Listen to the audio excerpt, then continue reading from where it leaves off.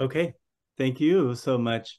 So I don't have any fancy thing prepared. I would rather just speak with you, but I do have some kind of background slides about my story in a way, how I came to be sitting where I am now in North America at a big research university and doing work on tropical forests.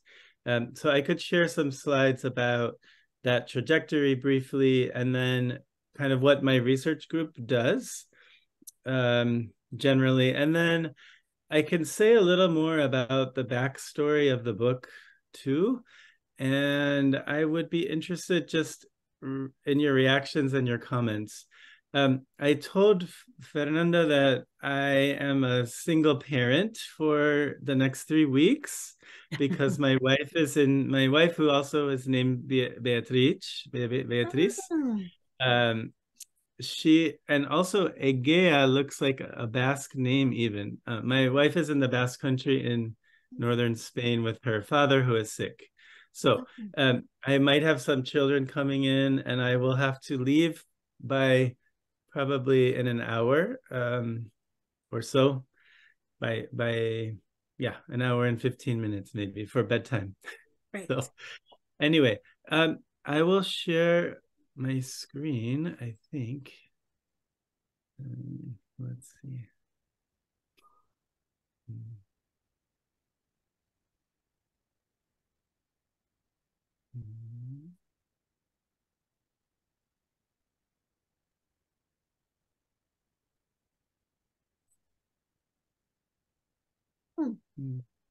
Okay. Well, sorry. Uh, yeah. So Oh, I cute. just it is cute. Can you believe that was me? Oh, A long many years ago. I actually just added this. But I realize my son is about this same age. But underneath the rooster is SOC, but then CER you cannot see. So for you, football. But I was very much into football and Pelé even in those times in the 1980s. really, Like Pele? Pelé was my favorite player. Ah, that's great. uh, we didn't have many heroes in the US for soccer, but I liked soccer, even in this small town, which is maybe 100 kilometers from Chicago. So I grew up in a rural area on a farm, but my parents had the idea to kind of a romantic idea of living self-sufficiently on the farm. And so they raised every kind of animal, but mostly goats. So yeah, we had goats. And in those days, a lot of people were interested in goat's milk because we didn't have like non-dairy alternatives as much. And anyway, it was a very formative upbringing, but we were close to a university town. And my father was a chef at the university as well. And we had students studying abroad in the US that lived on the farm with us. And so even some of them stayed for like a couple of years from Malaysia mostly. So here in a mostly white American small town farm, living with Malaysian students.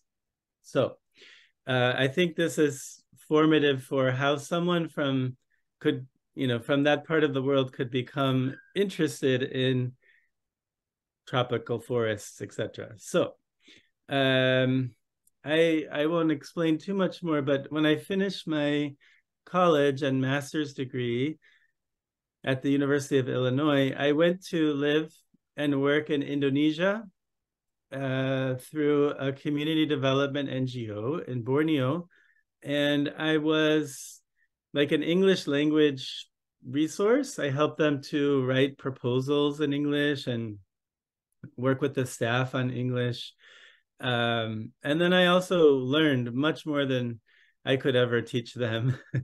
But it was mostly indigenous Dayak people who ran the NGO, and we worked in beautiful places like Danau Sentarum National Park in the middle of Borneo with orangutans and incredible fish, something like the Amazon, not quite as big, but amazing, but highly threatened by illegal mining, like you see on the left, and other, logging, etc., oil palm plantations.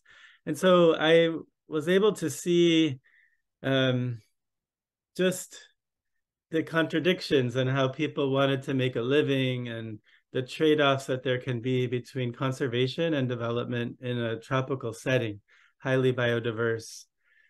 Then today is September 11th.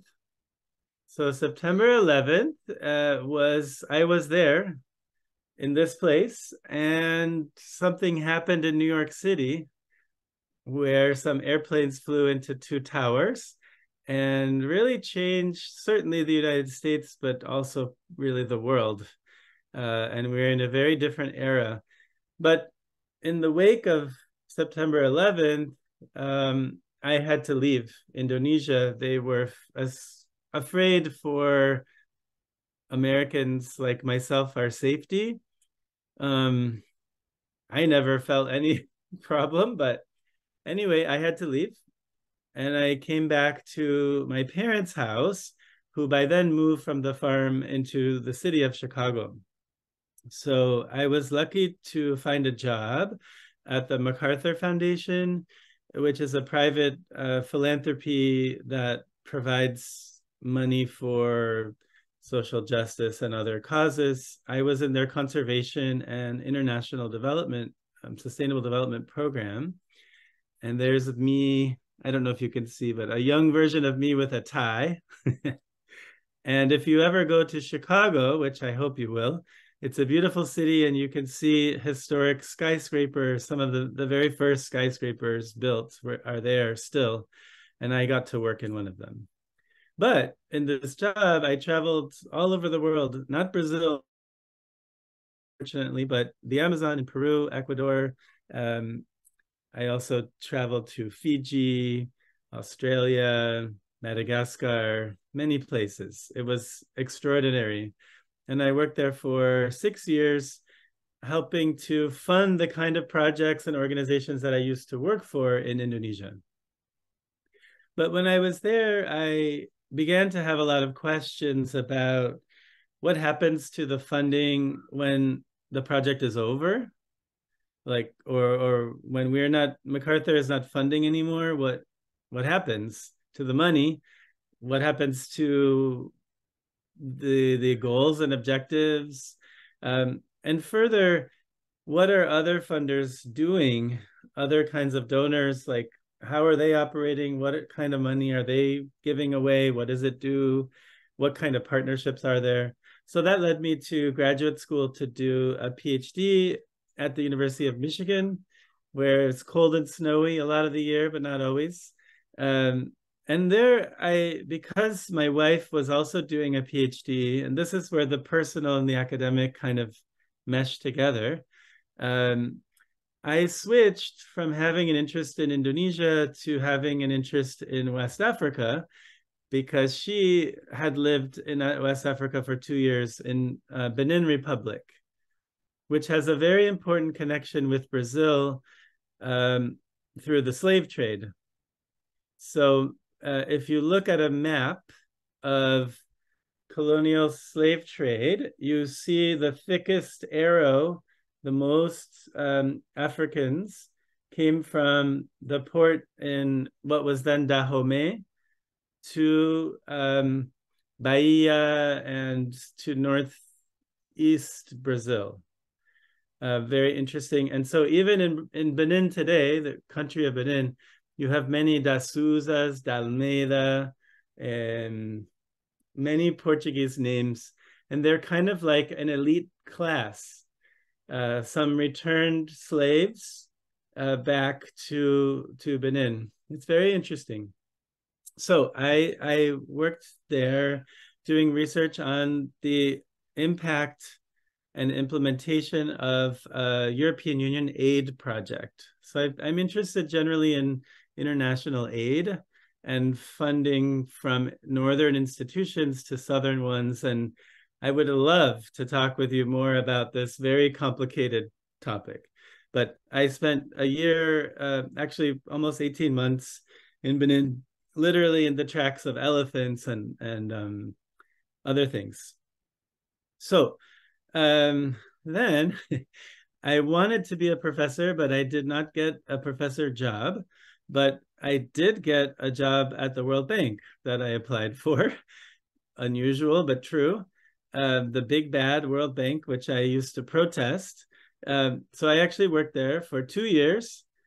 And I was a senior forestry specialist. And it was an incredible experience in my life to just be inside of that institution and see how it works. And one figure that I can cite to you is that the forestry portfolio for lending and grants and loans was 0.78% of the whole World Bank budget. So less than 1% for forests. And for me, that was incredibly eye-opening because the topic that I focus on, forest, biodiversity, climate, was just not important, really, if you follow the money at the World Bank. And it just, that really, I talk about that in my classes, and any of us that are interested in the environment and social justice and indigenous peoples, etc., you can see where the World Bank, and it's a reflection of its members, all the governments of the world. So it reflects their priorities, which are clearly not on that topic. I did apply for more professor jobs, and I got one. And so I left the World Bank and was at the University of Illinois. And now, more recently, I'm at the University of Notre Dame, which Fernanda knows this view, more or less. And I'm a professor of environmental policy. I'm also the director of the Sustainable Development Graduate Program, and I coordinate an international research network called the FLAIR Network, Forests and Livelihoods, where Fernanda and Vivian, I think, are going to go. So we call her Vivi, Danny. We call her Vivi. We call her Vivi. Vivi. Good. Yeah, so that's kind of me and my group. Sorry, this is a lot of text. I don't like it, but we're stuck with it for now. So I look at I'm very interested in what policies do. So what are the social and ecological impacts of conservation related policies? What do they generate? What are the synergies and trade-offs among these impacts? How can we think about them? And then what are the kind of specific pathways that link a given intervention with impacts over time? And I'm very interested in understanding, like in the commons, governing the commons, and how external actors like a funder can act with communities or with relevant stakeholders in a way that is mutually beneficial and beneficial for the communities and biodiversity over the long term. So working in Africa, especially, but also in Latin America, especially Peru, maybe soon Brazil. Here's one of my assistants. Yeah, and so I use a range of methods, both quantitative and qualitative. And so that's really me. You want to say something, Maite? No, you can have a grape. Sorry. No dessert on the weeknights, only the weekend. Tough. So, okay. Yeah, so I think I'm going to stop here and just, this is one way to think about our group, but I think compared to what you all do, it's much more kind of positivist and quantitative and policy oriented. And I think, and yet that's not all that I do, but that just has been my priority in terms of research. But I'm very much interested in other ways of knowing and being and collaborating, and especially in co-production of research. I'm increasingly working on tools for communities and community engagement, including with old friends in Borneo, Indonesia, that I continue to work with. So I will stop there, and I'm happy to have questions, or I can tell you about the book, but that's my presentation. Wonderful overview. Even I, who have talked to you before, love to see the different implications together, because we have walked around that lake talking about this, and it's nice also to see this way. Well, perhaps people could ask set a question in the beginning, I think, about your research, but perhaps we can, Levi could start with the comments you made before we had Dan, and then it's possible for them to keep talking about the book and the research and everything, because we all made comments already a little bit. So perhaps, Levi? I would love to hear about it, and we want the book to be used. So I would love your reactions, and I would love to also figure out ways to facilitate better conversations about conservation. Oh, well, I personally have plenty of things to ask and to comment related to the type of to the project that we've been conducting this year. So, but I will leave them first, because I have more opportunities to talk to you later in case I don't have a chance. So I'll leave it for them to ask. Levi, would you like to start then? Okay. So, first of all, excuse my English. I'm not too good, but I'm trying. So, how I was saying, it was a pleasure to read your articles, your tests, and I get some stuff to discuss, because for my research, that is applying to emancipatory thing. É isso, Fernanda? Yes, Yes. emancipatory research. Yeah. Yes. Yes. And like a social practice. And in your test, excuse me, como eu posso dizer? Peraí. E se preferir, fala em português, Levi. Ele muda para interpretação. Aí você fica mais tranquilo. As you wish. Tá. You wish. Vou falar em português essa parte aqui. So, o que eu peguei, né, que eu achei muito interessante, é sobre essa questão da conservação. Ela vem de uma parte também cultural, né? Eu gostei dessa parte que você destaca, que é cultural. Então, por exemplo, para a gente falar com os indígenas, né, como exemplo, falar sobre a conservação, talvez para eles não seja tão necessário quanto falar para outras pessoas, porque para eles é muito óbvio, né? Eu até fiz um link com a questão da Índia, por exemplo. Na Índia, você não precisa falar sobre não consumir, né, a questão da carne vermelha, carne bovina, porque lá eles já têm essa cultura.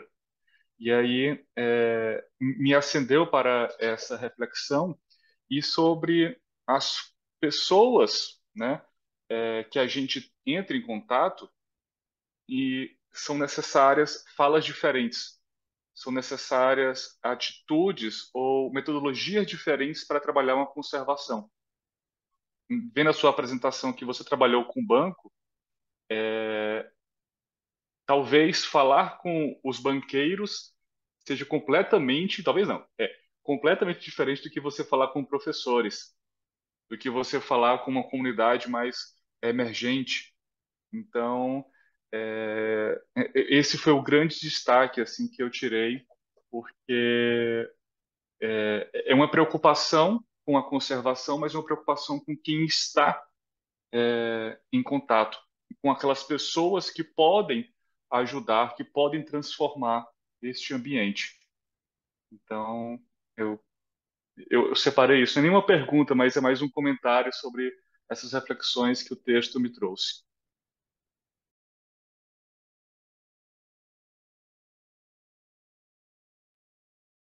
Thank you. Obrigado. Yeah, I see that there's not a question, but that's okay. I appreciate your reflection. And for me, I used to be in my previous job as a professor at the University of Illinois, I was in a department that was mostly biological scientists. I was the weird science person who had a social science background. And for people in that department, and more generally in at least kind of Euro-American conservation, the assumption is conservation means biology, which I think for someone from Brazil, perhaps, and many other places, like conservation means people.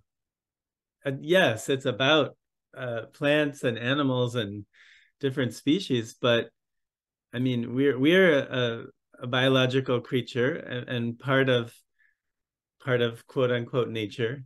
And so it's an obvious point, I think, for many, but in many Northern contexts, it's not. And we have to make it and show how it is cultural. It is about people. So, yeah. Thank you. Just to do a follow-up on this, I was saying that one of the sentences that really was important for me in the text was when you say, and we were discussing this before, just a second, let me just get it here. I want to read it as it is, that it's clear that biodiversity is a social phenomenon. I love this sentence, and you have both in the introduction and in the conclusion. I think we have to reiterate this idea that this is a social phenomenon.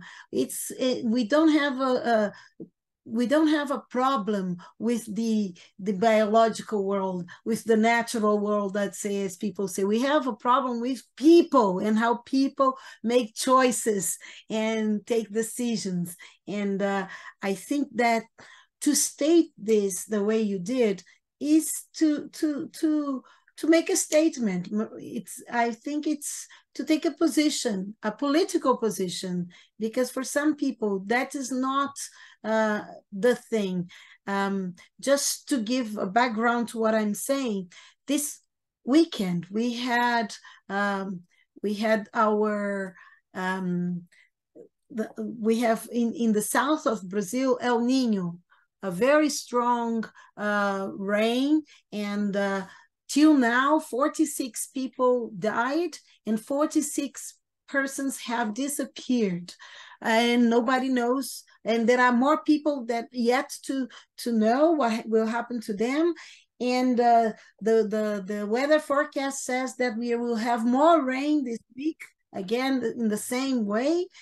And 2 days before this happened, a famous biologist said that we were telling fake news about El Nino, that El Nino was going to cause a lot of problems. He was in the Congress saying this to Congress people to prove that it was all fake news, because there is no El Nino, no global warming, no problem like this. So this just happened. And so when I read this that you put there, when you say that biodiversity conservation is a manifestation of human beliefs and values, that's what I think. We are taking a position, and we must. So thank you. Yeah, I think just factually it's true. So whether it's political or not, it's just a true statement. I mean, in my view, but yeah, I could see obviously how it can be spun around. I think you raise an important point, and something that I've been thinking about with colleagues, which is the relationship of biodiversity or nature conservation and climate change. I think increasingly we talk about them in the same frame, that they're the same thing. And I think there's a power in doing that, and it's necessary to put biodiversity in that frame, I think, politically, for action. But then I also worry when we do that, because there are things that are distinctive about conservation and biodiversity. It's in some ways a much more challenging problem than climate change. Climate change, we know what we have to do: stop burning fossil fuels. Like, just stop and it's over, basically. I mean, mostly, yeah, for the human derived part. And whereas for biodiversity loss, there's many different causes. Our consumption patterns and how agriculture takes place, invasive species. There are many drivers of change, and they're hard, lots of causes. So and socially as well, because the way people think about how indigenous people in Brazil live comparing to the way we live, it's also something that has to do, in my opinion, with conservation, because that's what Levi said. The way an indigenous person in the Amazon rainforest lives is completely different from the way I live in São Paulo. So I create more damage to the world than they do. Mari, sorry. No, me too. Even more probably from me. Mari, would you like to comment what you presented in the beginning about your questions? Marisol. Because I forget that there's another escuchando, hacia la necesidad que tenemos de la preservación del planeta, en los principios aparecen y todos necesitan estar de acuerdo con todo, ¿no? Y es algo que de verdad me aflige un poco, porque si tenemos un único objetivo, que ya no se trata de una cuestión individual y sí colectiva, me pareció muy feliz pensar en esa parte de interdisciplinaridad o transdisciplinaridad, tanto las ciencias sociales como las biológicas, por ejemplo. ¿Cómo podemos hacer? Porque yo también pienso que uno cuida de aquello que conoce. Y hay tanta gente que desconoce y cómo está el planeta hoy, cómo está la biodiversidad, y que nosotros somos parte de ella, ¿no? Entonces, pensando en educación, en currículum, ¿de qué forma podemos actuar de más eficaz en ese sentido? I love your question. Muy bien. No. I think, I mean, it's interesting to be speaking with you, being in Brazil, the most biodiverse country in the world. And just imagining how, not having been to Brazil, unfortunately, although it looms so large in the imagination, even of a 10-year-old kid in rural Illinois, right? But not only for soccer or football, but also for the Amazon. I mean, even the word big, right? The Amazon. And so I think experiential learning is probably the way forward, and just cultivating a sense of wonder about the world. And it can be in your backyard or in a park in the city or the town where you live, just actually looking. I actually think like poets are or artists, photographers, we can learn from what they do is just look, like actually look and stop and take seriously something. And so I think if we can cultivate spaces where people are able to stop and look and maybe and just be with nature, and it can be just a tree on the street, or it could be the middle of the Amazon on a riverboat. That's also fantastic. Or it can be in a park in Kenya, you know, seeing these incredible charismatic megafauna, you know, like lions and elephants and things. So I think if I understood your comment and question, you know, how to cultivate care for something that people don't seem to experience on an everyday level, at least many of us that live in cities.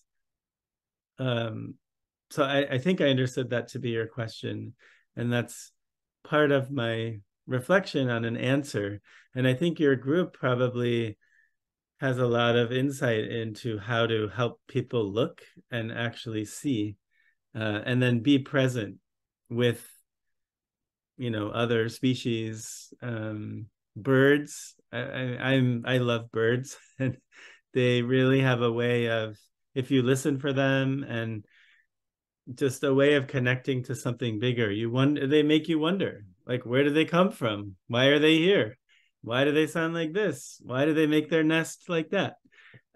So I think educational opportunities for people to experience nature, even in a small way, can help.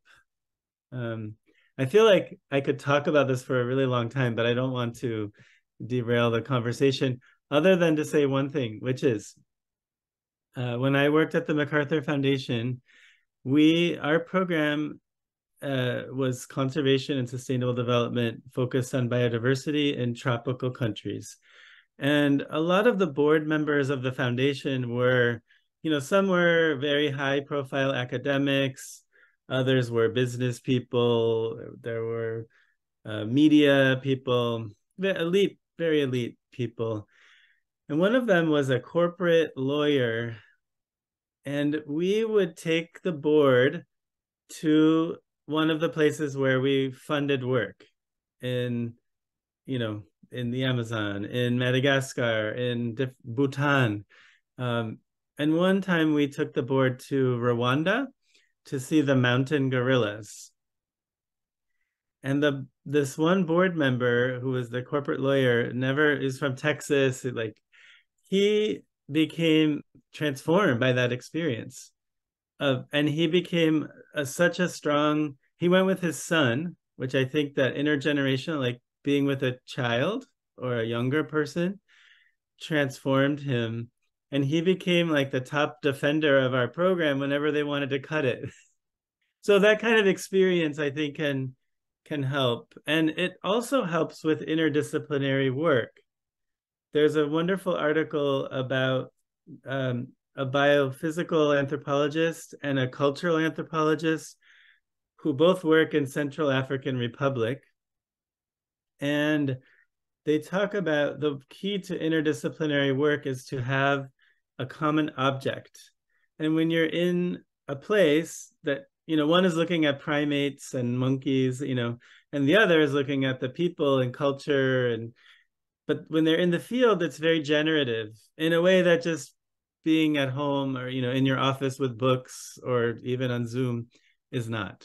So experiential learning is the short answer to your question. Thank you, Dan. Anyone else would like to comment? I know other people talked. I don't know if Mari wants to mention something else. Quería solo agradecer, Dani, y de verdad yo creo, sí, de aprender a contemplar, ¿no? A contemplar eso, todo lo que dicen. Muchas gracias. De nada. Quem gostaria de comentar? Vivi, gostaria de falar o que você levantou na nossa discussão? Posso rapidinho comentar? Claro. Vou falar em português para ser mais rápido, até para não atrapalhar o Dan no seu horário. Eu gosto muito, e aí vendo como essa posição de artista, dessa questão do olhar, né? Eu acho que o olhar, ele traz, ele nos mostra coisa que a gente não está vendo. E aí, uma das coisas que eu achei muito interessante no texto, que me trouxe alguns insights, foi essa questão de falar de uma forma diferente. Porque, às vezes, o discurso já está banalizado, já está ordinário, já está normalizado. E como que a gente fala de uma mesma coisa de maneiras diferentes? Como que a gente consegue atingir essas pessoas por outros vieses, né? Então, através do olhar, através dos sentidos, através de forma cinética com o corpo, né? Então, como que a gente trabalha com essas outras questões? E aí tudo isso traz essas experiências que o Dan trouxe. E aí, ouvindo ele falar, com a leitura do texto dele, eu acho que casa bem com tudo isso, né? São as formas de experiência que vão florescer. E aí ele traz essa questão de que para a gente traz como tensão, né? De todo mundo ter um objetivo em comum. Mas para ter esse objetivo comum, a gente tem que ter essas tensões. E essas tensões são positivas. Uhum. Então, era mais comentar de novo aí. And actually, I think it connects very much with the idea of indignation that Vivi mentioned, because I think that when you go observe nature and you look from your window, for example, and you don't see a tree, or you only see a very dark sky because of pollution, then if you really look and you see things like we did with the schools, we wanted them to look at the reality they lived in, and they were living in that reality, but they were not paying attention. So there was this school with huge sanitation problems. They regularly lack water, so they can't prepare food for the kids in the school, and they didn't realize that that was something they had to fight against. We had to make them see what was there, which was obvious, but they didn't see a way through, or they didn't really understand.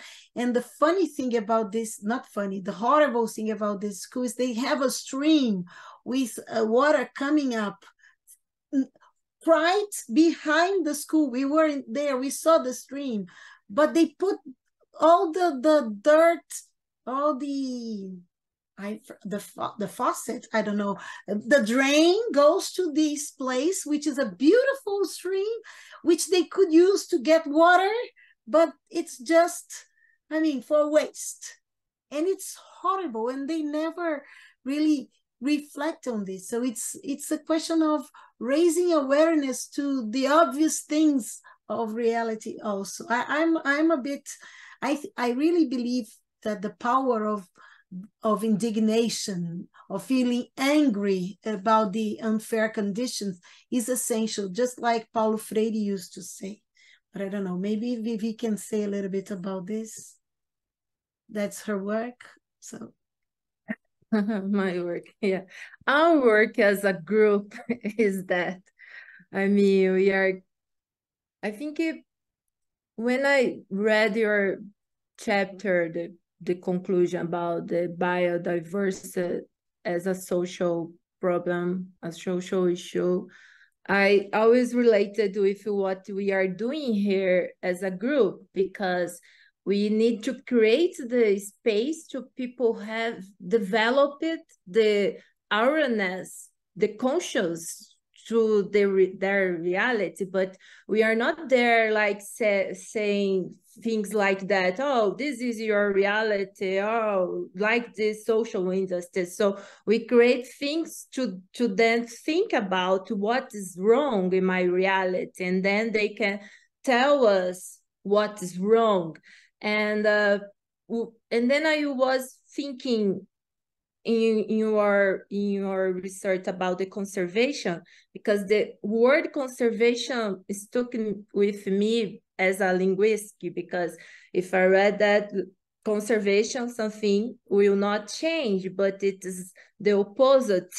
You work with that, I think, in the dialectical way, as, for example, if I think about the anti-racism education, it's about we work with bring to the curriculum the conservation of the Afro and indigenous knowledges, but in dialogue with what we have here in Brazil. So it's about the interculturality things, the conservation in the interculturality. And then I was wondering, what do you think about that when you have this conservation thing, but you have this word with such a big diversity, such super diversity, and we need to conserve it, but it's not the conservation, it's about the transformation, the conservation as the way to transformation things and create new things. So yeah, I was thinking about everything of this. Yeah, I think your reflection and Levy's reflection about discourse and how, like, the terms that we use constrain us. So conservation, it's a funny word, you know, it relates politically to conservative. You know, and it's kind of looking to the past almost by definition. Like, you want to maintain or keep something the way it was. It's like it risks being static. But to the point I think maybe that Levy was making, I think of it, and I want to claim it as something that is about, you can conserve or manage something in a way that allows for it to evolve and be dynamic. And so I think that within that word, to conserve, there can be a kind of dynamism. And I would like to retain a definition that allows for that, allows for some change within it. But that is controversial to say, I think. So that's one kind of reflection. The other is just broadly on framing and the words we use. And like Fernanda, you just said fake news, which I think, at least here, originated from our former president, who used this, the man who shall not be named, used this idea, and it was very powerful, you know, and to have someone in that position say, oh, no, that's fake news. And then automatically his followers will say, you know, oh, it is fake news. So I don't use that term myself, but it's an example where I would purposefully, and this is the kind of political scientist in me, would not use the same terms that someone I'm disagreeing with would use. Like, if the moment you use their term, you lose. Like, they've set the terms of the debate. So I think there's a linguist at Berkeley who has made this, what's his name? George Lakoff. I don't know if you know his work, but it's called Don't Look at an Elephant, one of his books. So the moment you say, don't look at the elephant, of course, where's the elephant, right? So when you say, don't talk about fake news, fake news. So I think it's for us a obviously language is political, and I think that conservationists or people that care about biodiversity, cultural diversity, social justice have to be careful about the language they use, and creative, like come up with new terms. Now, there's a risk that you don't know what you're talking about. And I would also say we have to listen to each other and see where we're coming from.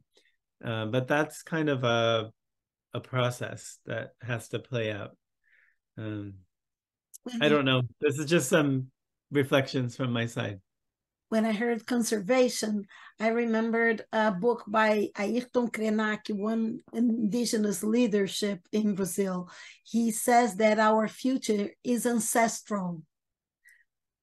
You see, because the future is the past, because we are going back, and what is it that we have, and how.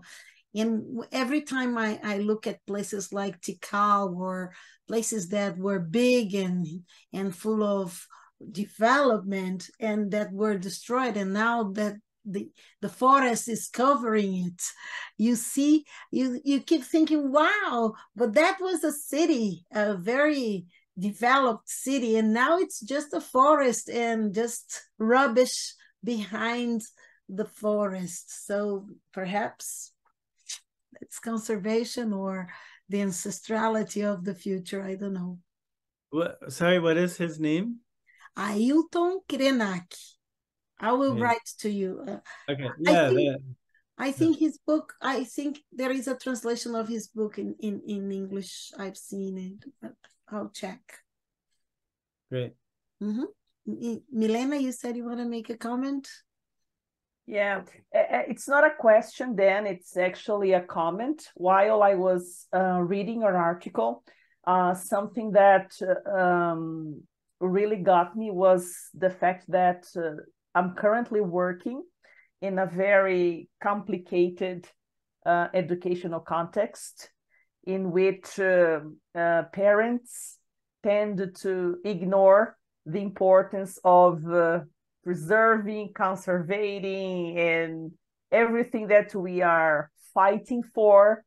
Parents are tending to fight against.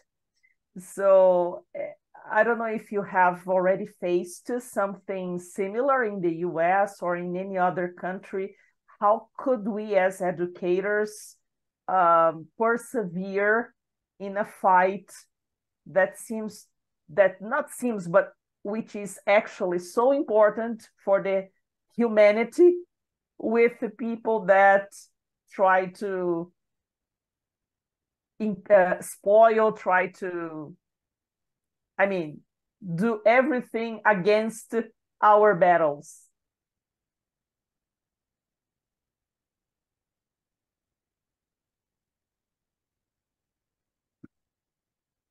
That's tough. So you mean parents who, like the children, for example, I think in the United States, young people far and away, quote unquote, believe in climate change and are worried about it and want to do something about it, but their parents don't. Or you think about LGBTQ, gay, lesbian, transgender, right? No, it would be the first case you mentioned. Yeah, but similar, where there's a big difference in the generations. Probably we can learn from history there. And I don't know. I think my parents were children of the 1960s in the United States, and there was just such a spirit of like revolution at the time, and they rebelled completely against their parents, who were World War II veterans, and we saw it in my own family. But what's interesting about that, an anecdote of my own family, is my father was extremely rebellious and radical, and rebelled against his parents, and with long hair and clothing and doing this farming stuff. But in the end, his parents and he came to have the same politics. Like his parents were educated by the child and the times. And that doesn't happen all the time, I know. But my grandmother, his mother, was more radical than he is when she died at almost 100. So, you know, so it's sometimes, you know, time, of course, we don't have time is the problem. But I think it would be interesting to learn from history about what led to, I mean, eventually the kids are going to take over. The problem is that we're not letting them for much too long. Like what the President Biden is 80, whatever, almost 80. And this former president wants to run again and he's almost 80. I mean, yeah. So I am sorry, I don't have like a direct, easy answer for that one. I think thank you, Dan. I think, Fê, this is something that we were discussing along our classes related to the ethical political suffering. It has to do with some ethical political suffering. I think that the difference between the past and today, the people from the generation of your parents and today, is that in the past, teachers had some kind of autonomy in the class to teach, and now she's prohibited to talk about certain topics, to read certain books, because they say that there is global warming, because they say that you have to protect nature. And in her school, the ex-minister of ecological issues, who was horrible, man, walks around and has his kids studying there. So she faces the negation of possibility of going against, of showing kids a different reality. So you have to comply if you are in a school such as this. You cannot. This is the hardest part, I think. I'm so sorry. And that's happening in the United States a lot as well, including in this town. And you're right, that is the difference, that teachers had more autonomy. And I think people who are against change and fearful are getting smarter about passing laws and making policies that really constrain teachers, and the penalty is losing your livelihood, you know, or going to jail. Which the penalties are very strong, and we see it also with protests. You know, this penalties are becoming extremely punitive in Europe, the United States. It's a huge, huge concern, and I think political organizing to vote for people who will change those policies is really, really the only way forward. But so much is lost in the process that you can't talk about those issues. We have it with, you know, African-American history in the United States. There are some states that ban you from even talking about our own history of this extremely marginalized and oppressed group. And you can't talk about it. If you do, you could be fired or put in jail. Yeah. It's awful. And I'm sorry, I mean, organizing, it's hard too, because you're also surveilled, frankly, you know, I mean, by phone, our phones can, even this social media, everything is everything is surveilled, and it's extremely challenging. This refers to me to one of the topics that you put there, and I kept asking myself, because you put some issues to discuss in the final the conclusion, when you were talking about the analytical focus, and you were questioning the debate between structure versus agency. And I don't know if you asked us to comment on that. I don't think it's structure versus agency. I think that structure and agency are intertwined. I think it's impossible to talk about agency without thinking about the structure. And I think that when we put the debate as one as more important than the, I don't know, as a debate and not as a combination, I think it's more dialectical in the sense that one exists within the other, and one, if one disappears, the other does too. I think that is very central to thinking about research in terms of social, social studies, or in any, it's just like thinking about a tree without thinking about the forest. For me, there is no way you can, or thinking about a tree in the city without thinking about the buses and traffic and everything. It's, one does not, oh, I know there is figure and background, but I don't know, but I still think that if we separate these two, we separate what shouldn't be separated. But I do believe that the research that is conducted today either will focus on one or the other, and that is our mistake as researchers. I don't know what you think, and I'm just saying this because I think it has to do with what Milena was saying with the problem that we were mentioning. Yeah, absolutely. I mean, yeah, no, I think, of course, it's both. And of course, they're inextricably intertwined. But I agree that the disciplinary. So in doing this book, it was interesting because I had to become familiar with different social science disciplines. I don't know that much about psychology, for example, like as a discipline, I just don't. But it's very much, I mean, there's social psychology, but it's very much focused on individuals and maybe in their, how our social relationships affect us, but it's a lot on, agency and and I think even, economics, particularly the brand that's, dominant in the United States, is very much about individual and agency, whereas sociology, anthropology is more about structure as disciplines. And in general, to make a stereotype, but you're absolutely right that you can't think of one without the other, and we have to move beyond doing that.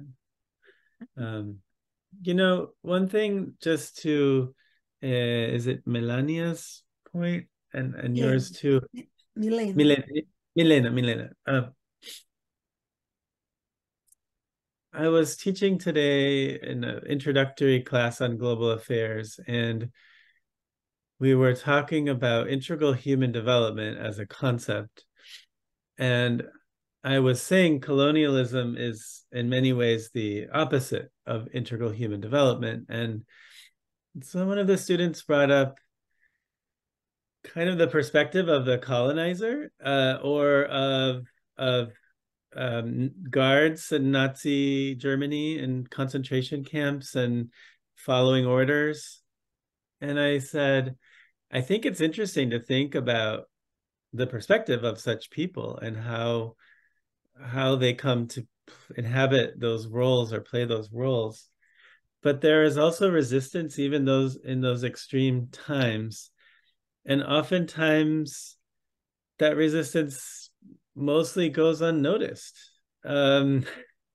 It's not always the case that it leads to big change.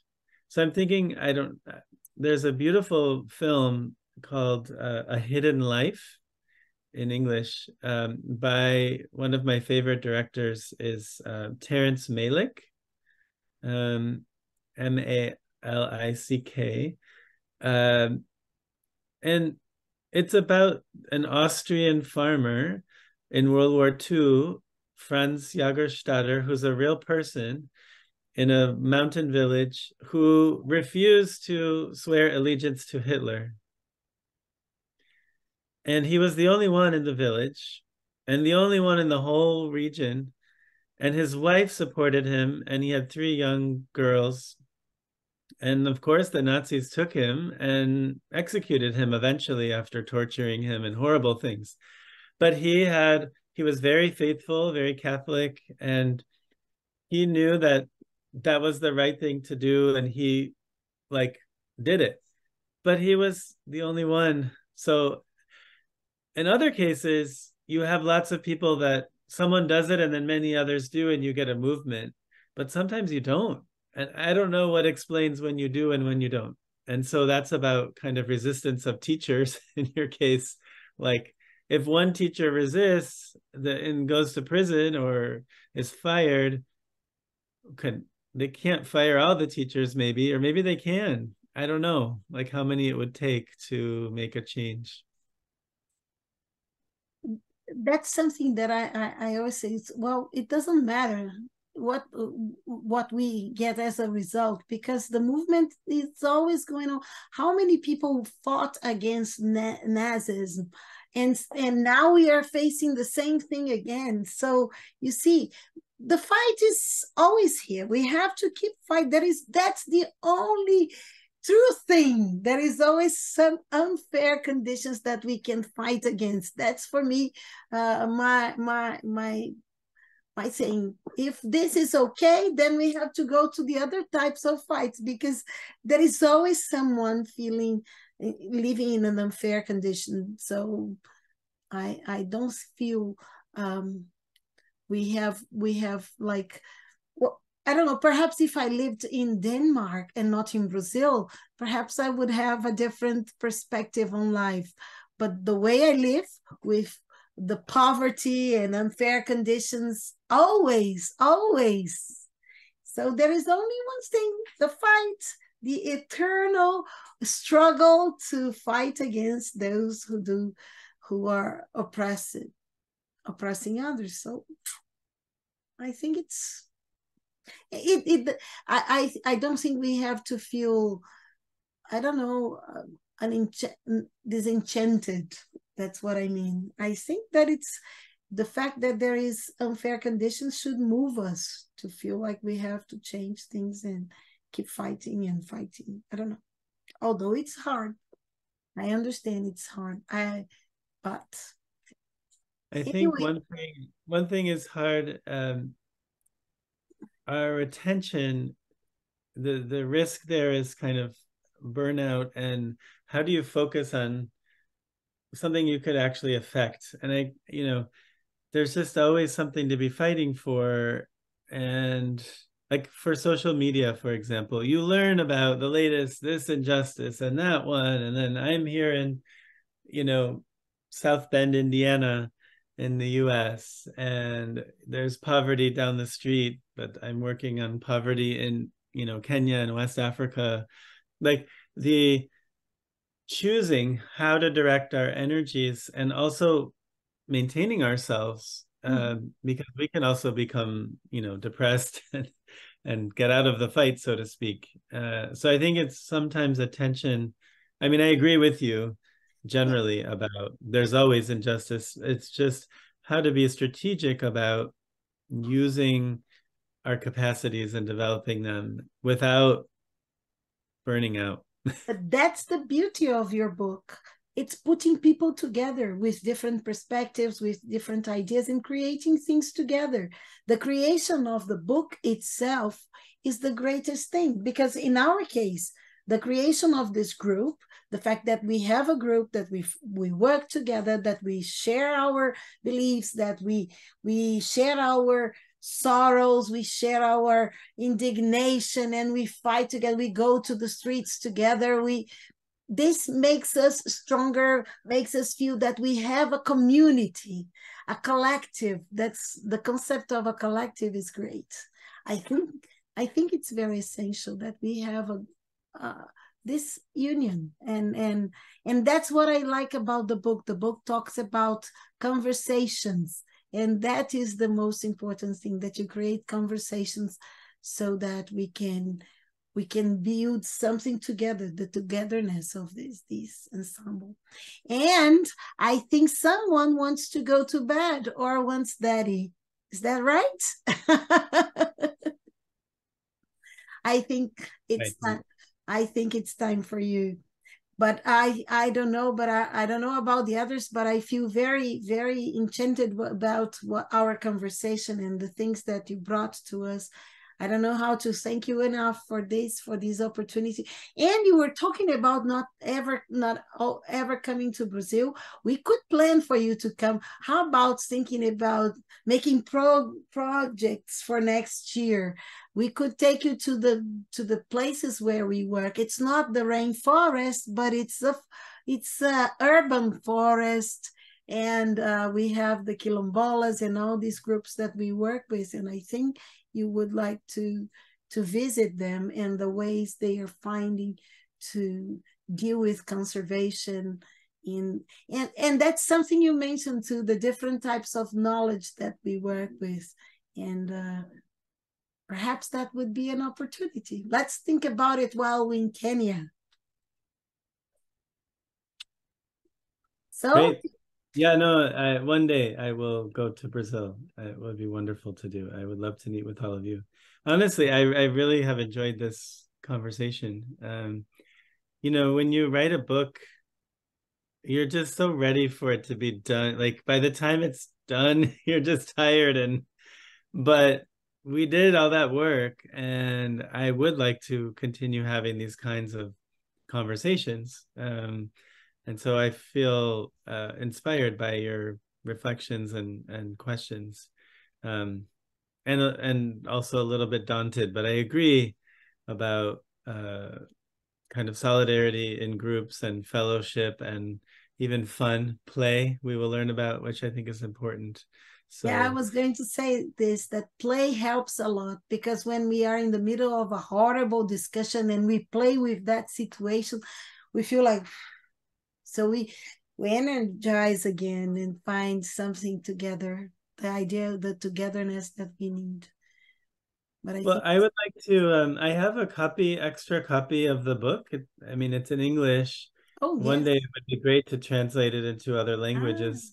Frankly, I don't know how well it resonates in different contexts. So it's actually gratifying for me to hear that at least you found something in it that was useful for you to think with.